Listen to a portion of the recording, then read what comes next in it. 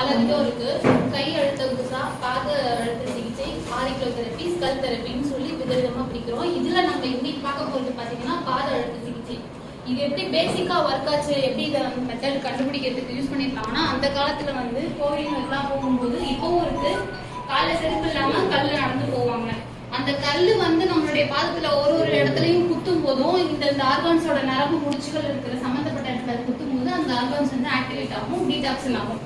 அது விரதம் இருந்து நம்ம போகும்போது ஆல்ரெடி விரதம் இருக்கிறது டீடாக்சின் மெத்தட், அதுல இன்னும் கொஞ்சம் ஆக்டிவேட் ஆகும்போது நமக்கு புத்துணர்ச்சி ஆகும். இதான் இதோட பேசிக் மெத்தட். இது எப்படி நம்ம ஒர்க் அவுட் ஆகுது, இது எப்படி எல்லா விதமான வியாதிக்கும் சாத்தியம் அப்படின்னா, நம்ம உடம்புல இருக்கிற ஒட்டுமொத்த ஆர்கான்ஸோடைய நரம்பு முடிச்சுகளும் 72,000 நரம்பு முடிச்சுகளும் நம்மளுடைய கை பாதத்திலையும் கால் பாதத்திலையும் தான் வந்து முடியுது. அந்த சம்பந்தப்பட்ட நரம்பு முடிச்சுகளை நம்ம தூண்டுறது மூலமா நெகட்டிவ் எனர்ஜிஸ் தான் வெளியில போய் வைட்டல் எனர்ஜியை அப்சர்வ் பண்ணிக்குது.